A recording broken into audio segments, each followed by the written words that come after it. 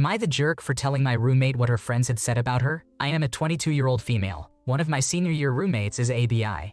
She is very sweet and we had a good friendship, but Abby is extremely hard to live with. Abby has many issues that went untreated and very often expected us to drop everything to help her through breakdowns, as well as tiptoe around her in fear of triggering one. She also drank too much, which made everything worse. Because of the difficulties living with her, my other roommates and I would vent about her. At the start of senior year, I had a class with Abby's 3 best friends since freshman year. We started studying together for that class, which led to us hanging out. In the beginning, I tried to invite Abby, but they told me they didn't want her to come. They explained that they were sick of dealing with her issues and were essentially pretending to be her friends until graduation. They then told me tons of stories of things Abby had done, plus information about her issues that I hadn't known about. They outright told me they hated her. After that, Abby would always come up in conversation when I'd hang out with them. I'll be fully honest about the fact that I gossip too, as much as I regret it. I'd vent about Abby's breakdown of the week, and things like Abby waking us up in the middle of the night drunk because she needed help, which was a common occurrence. Throughout this time, Abby's 3 friends would hang out with her and tell her they were friends forever. One day Abby went out with them, and when she got back, she was pale and nervous. She sat me down and told me that they'd informed her I was talking badly about her. They told her everything I'd said and that they just wanted her to know because they were worried about her. I was shocked, especially because the things they would say about Abby were 1000% worse. I took accountability and apologized to Abby, but then I also told her these were group conversations and that those girls were not her friends. She asked what I meant, so I told her what they'd been saying. She went and talked to them, and they told her I was lying and they'd never said anything bad about her. When Abby came back to confront me about my lie, I told her 3 years worth of extreme detail about her life that I only could have gotten from those girls. This led to them spreading a rumor across my entire very small campus that they'd trusted me, and I'd just randomly gone up to Abby and started telling her what they said, and that I couldn't be trusted. It caused and still causes major issues with friends I'd had for years, and I spent months having nobody at my college that would even talk to me because of it all. They came to talk to me again recently as everyone was moving out and told me I was the asshole for telling Abby what they'd said. I know I shouldn't have gossiped with them in the first place, but am I the asshole for telling Abby all they said about her once I found out they'd repeated what I'd said?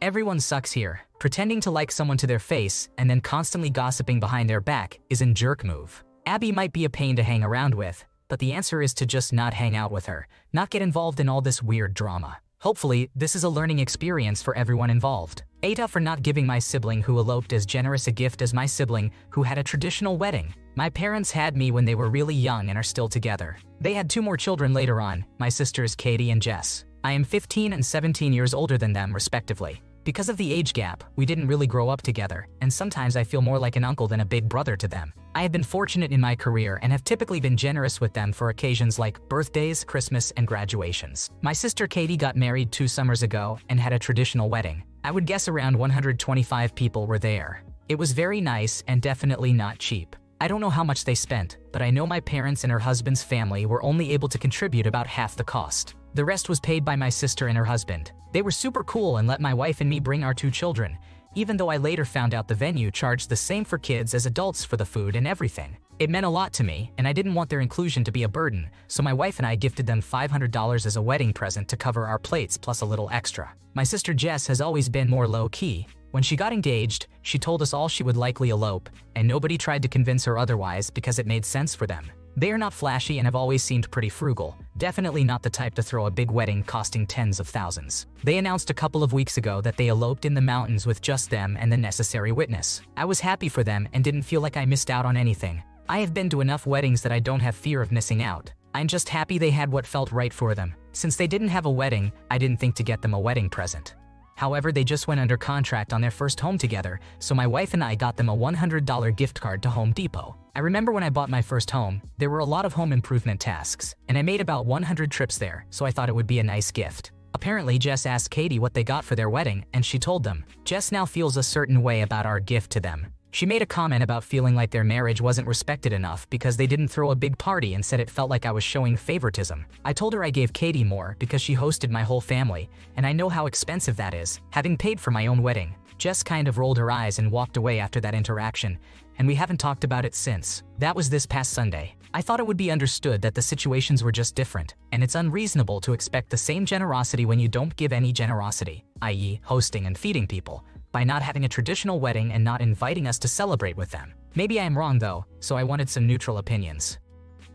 You are not the one to blame. It's clear the wedding gift for the older sister partly helped cover the cost of the wedding, while the gift for the sister without a wedding was purely a gift. She's a major jerk for comparing the two situations and saying it wasn't enough. The fact that you gave a gift at all when there wasn't even a party shows generosity, and her reaction shows she's the jerk in this story. Am I the jerk for refusing to attend my sibling's wedding? My older sister, who is 41 years old, is getting married to her partner of approximately 3 years and a month. Both my sister and her partner have children. My sister has a 14-year-old boy and a 10-year-old girl. Her partner has a 14-year-old girl, a 13-year-old boy, and an 11-year-old girl. The relationship is controversial. My 14-year-old nephew has been having trouble with the 14-year-old girl since the 3rd grade, and this escalated when they were doing virtual classrooms. She would write a lot of insults about my nephew and use the voice feature to target him. Despite this, my sister and her partner started a romantic relationship and even moved in together. My nephew expressed a lot of unhappiness about this. So did his grandparents, who are his biological father's parents.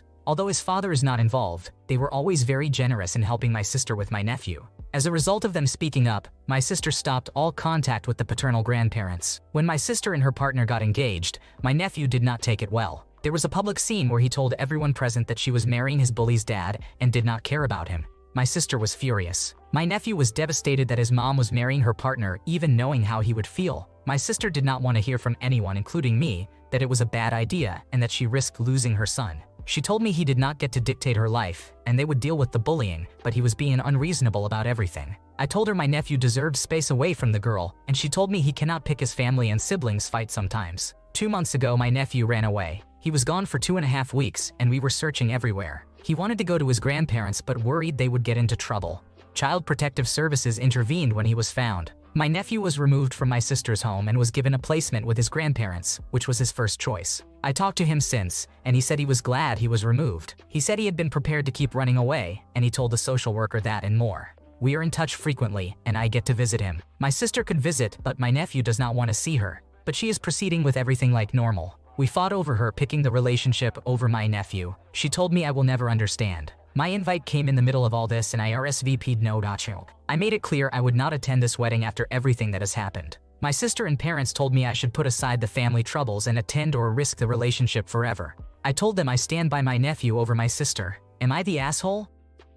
You are not in the wrong. Good on you for standing your ground. Your sister will probably just live however she wants, unfortunately. Just continue to be a good support system for your nephew. Kudos to him for understanding the consequences and making a smart choice. The relationship between him and your sister will be a consequence of her own actions, and it's on her to own up to it. Would I be the asshole for calling out this behavior? My husband Greg, who is 26 years old, and I, who am 25 years old, have been together for 6 years and have 2 children together. I have been talked badly about in every way possible by his mother and his brother's girlfriend, Amber. Recently, I found out some information that broke me. Amber works at a hospital with many women I went to high school with and am friends with. She talks badly about me any chance she can to them. She says things like I am a bad mother because my parents watch the children once every other week. She claims I never take care of my children and that my husband and my relationship is weird and not going to last because we got pregnant 5 months into dating. We have been together longer than his brother and Amber, and neither of them have children. Amber is 24 years old and his brother is 27 years old. Yet she gets upset when she cannot see my children because she loves them so much. Recently,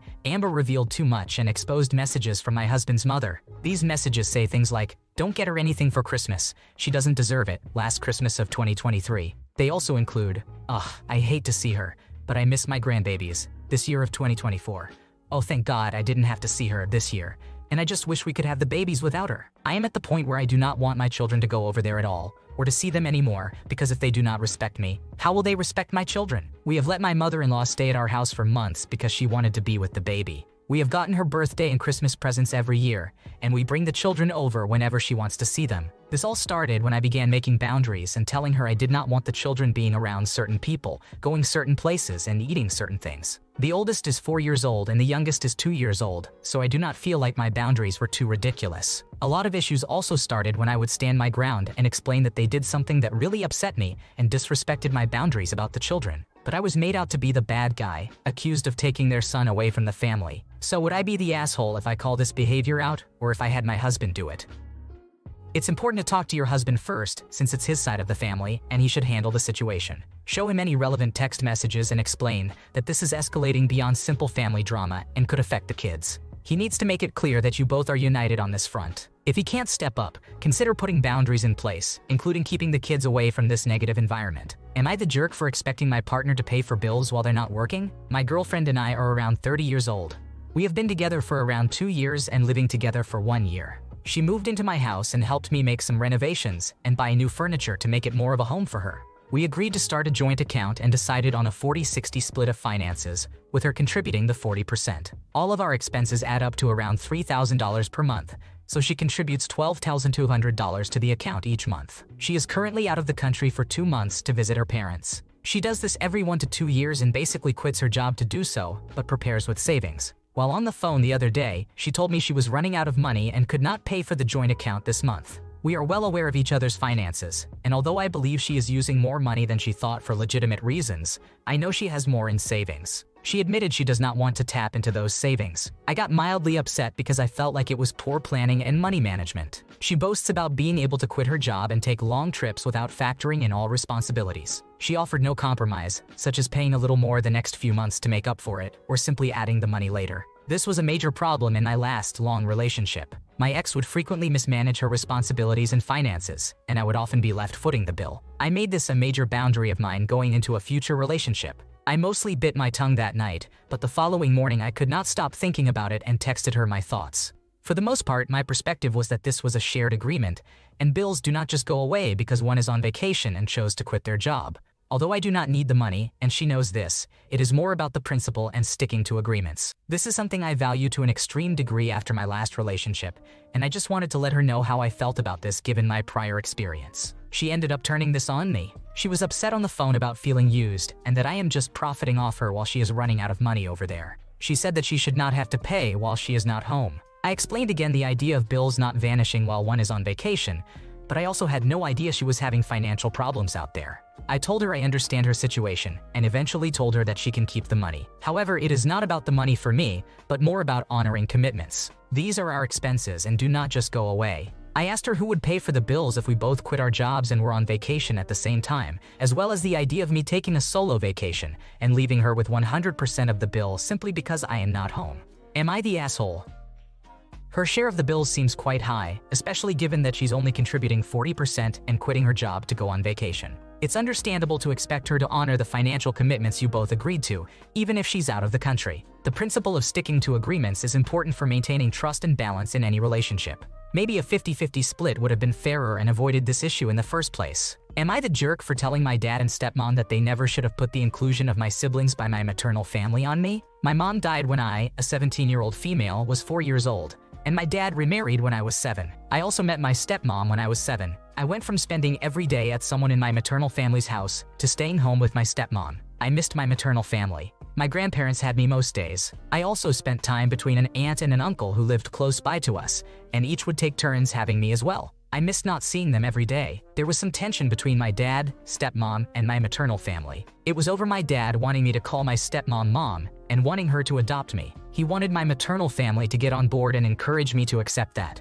I was never adopted. When my stepmom had my half-brother a year later, the tension ran deeper because they didn't treat my half-brother like a grandchild. To be honest, they didn't even meet him. He wasn't a part of their family, and I knew that. My dad and stepmom expected my maternal family to include my younger half-siblings. When it was clear my maternal family weren't going to include them, they wanted me not to see my maternal family at all. I cried when my dad told me, so they changed their minds. But for years, they would tell me how much my half-siblings' feelings would be hurt that my family wouldn't accept them. They asked me if I really loved my half-siblings, if I really hated them, and then asked why I wouldn't insist we were all the same. They questioned if I was loved by my maternal family, why my half-siblings should be too. It was a lot.